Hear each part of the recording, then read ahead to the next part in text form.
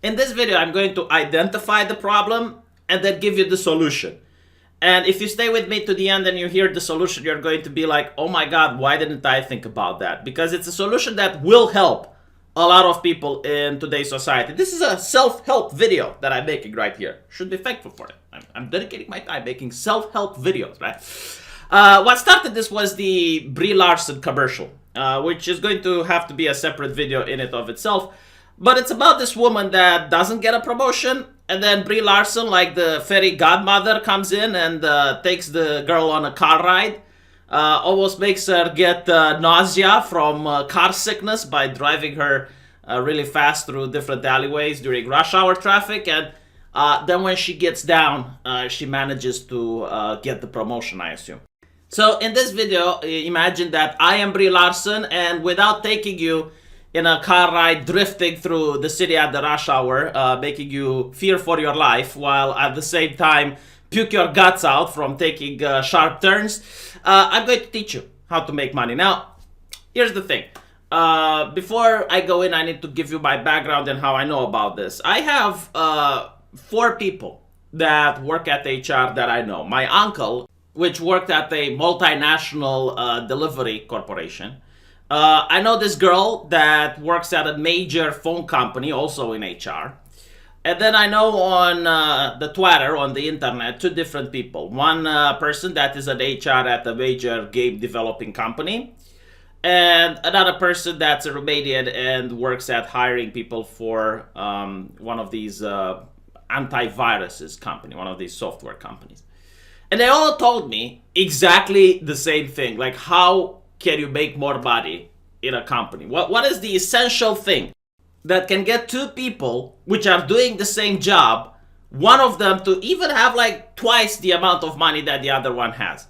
In fact, there are situations where a person that's older in the company, that's a senior developer, gets paid less than a junior developer. So how does that happen? Well, it happens because some people love to play by the rules and they like being nice. So what are the rules? Well, the rules are you go to a company, you get the interview, you then get the job, and then you stick with that company forever and you talk with the boss, negotiating a little bit of raise in order to adjust for inflation. And that's what most people do. That is incorrect. That is not the correct way of doing it. And a lot of companies are going to point out at the wage gap and say, oh, it's because of sexism. And the reason they want to do this is because if it's sexism, then it doesn't really need any further discussion. It doesn't need any further looking into. And companies do not want you to look into. They just want to put this conversation in a box and never talk about it. And the mainstream media isn't going to tell you what I'm saying, because the mainstream media is still multi-billion-dollar corporations and they don't want their journalists to do what I'm going to tell you. Huh? I've spoken up already. I hyped it out like, V, what is it? Well, here's the thing, right? All of these people that I spoke with, they told me that when they're hiring a person for a position, like let's say they're hiring a new game developer, the company already has a wage that is set for that position. So they might have something between $5,000 to $10,000. Like, that is the ratio that the HR person is going to let you negotiate your salary. But they don't tell you that. Like, this is like confidential information, obviously. Just like they don't tell you how much money are you going to make for the company. You know, like if you're a game developer and they go like, you know, you can ask us a question, you should, they will never tell you. It's like, okay, if you hire me for $7,000 a month, how much money am I actually making your company, you know, by working there? So what ends up happening is that when they have like this range between $5,000 and $10,000, they usually go like, okay, so $5,000 is the minimum that they're willing to pay someone.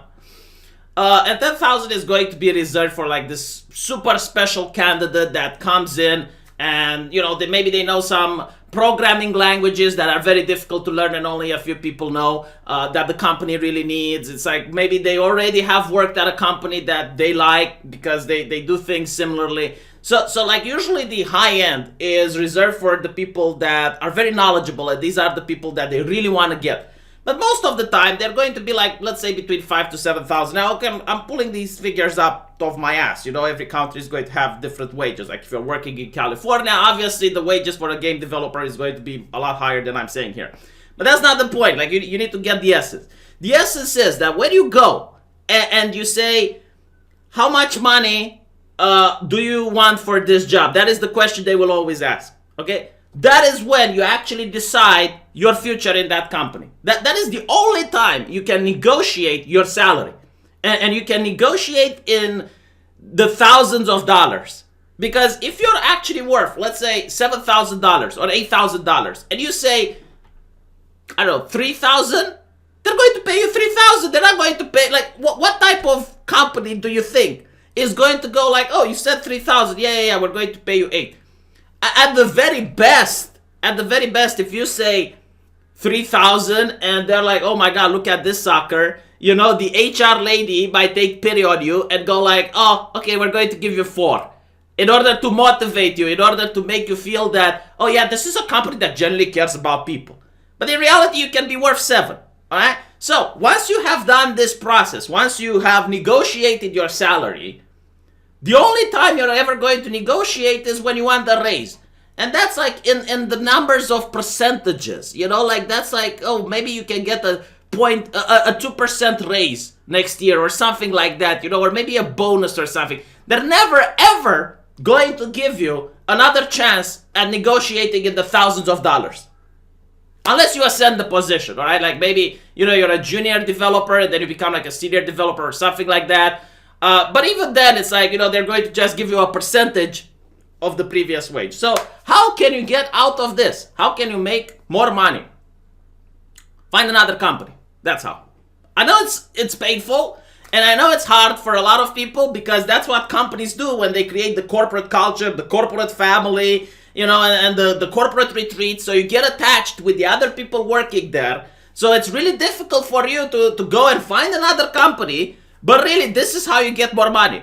Because when you get another company, you can then, again, negotiate between the tens of thousands of dollars in some cases, depending on what job you have. So if you, for example, worked at a company for 7,000, well, now you're in another interview. You already have a job, so you're more relaxed. You're not like, oh, what, if I don't get this job, I'm not going to be able to pay the bills. No, you're actually talking from a position of power because you know what you can do. You know what you can bring to the new company. And you're a lot more relaxed, and they're going to ask you, like, how much do you want? I want $14,000. And they're going to be like, well, what do you know for $14,000? Well, look, I work at this other company. I crunch the numbers. I spend like 10, 11 hours per day. I know to do the job of 2 or 3 other people. I'm very familiar with this system. Yeah, you pay me this or I don't work here. And you're going to find out that a lot of people are willing to do this. A lot of people are willing to increase your wage, to double your wage just by negotiating for another company. But the thing is, this is a very risky maneuver because you're going from a company that quote unquote is safe, like you know the people there, and it's very risky. It's very difficult to now you have to meet new people. Now you need to understand the way they're doing the new things. Now you put yourself in a dangerous position because the other company might not be as profitable as the previous one, so they can go bankrupt.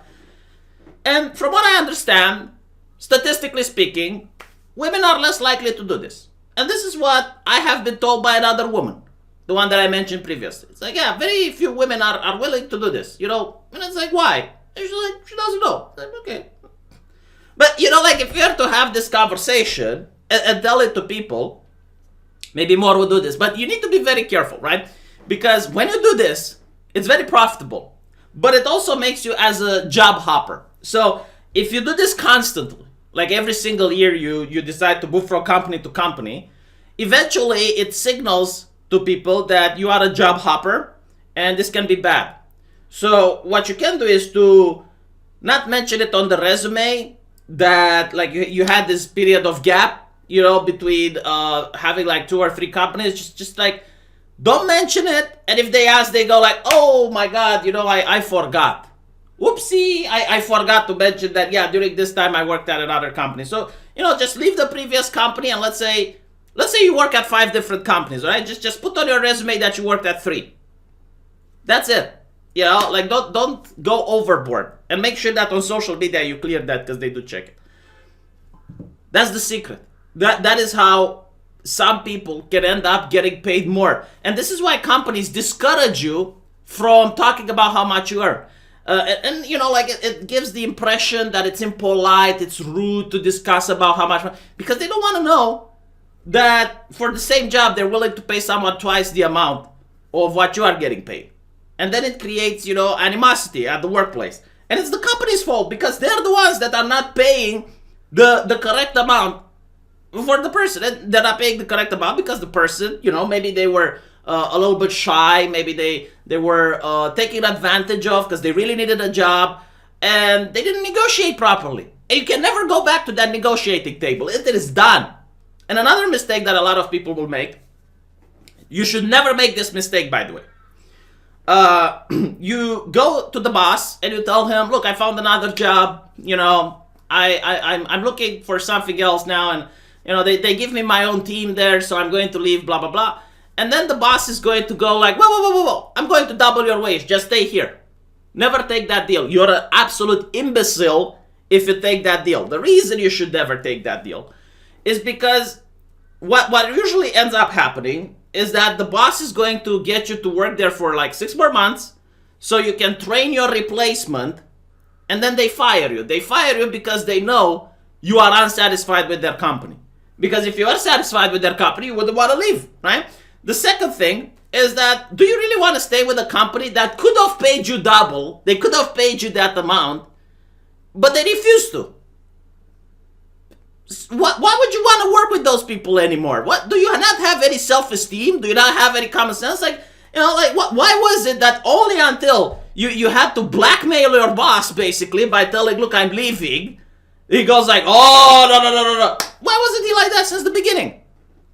So, you know, like this is my Brie Larson car drive advice. All right, if you want money, you should be in a position of power where you negotiate. Right, like just go to another company. Always be on the lookout. You know, you can go to interviews and not get the job. Just, you know, see how much they're willing to pay you. Get used with being interviewed. Get used to looking for jobs. In the current day and age, no job is secure anymore. Absolutely none. And I'll leave you a Tucker Carlson video so you can see what happens. And if the companies are willing to treat you that way, why shouldn't you treat the companies the same way? 1,000 visas a year to foreigners so they can move to this country and take American jobs. Not exaggerating, that's what it does. The vast majority of these visas are given to people from India. As a candidate in 2016, Donald Trump called for ending this program entirely, but as president that hasn't happened, though the Trump administration has made the visas slightly harder to get. So why is the program still around? Why is it so durable? Well, that's an easy question to answer. It's a favorite of tech companies, which claim they simply can't find any Americans skilled enough or smart enough to do tech work. That's a lie, a provable lie. Companies routinely use H-1Bs as a means to fire their existing American workers and replace them with lower-paid foreigners. Often the fired workers are made to train their replacements before they're terminated. The process for the replaced workers is painful and humiliating. Company executives tell them they're being reassigned to a completely new company with a new role that consists of training people to do the job they once did. When they're not needed anymore, they're cast aside. We recently spoke to some AT&T employees who were, quote, rebadged by the company to train cheaper replacements from India. Here's their story.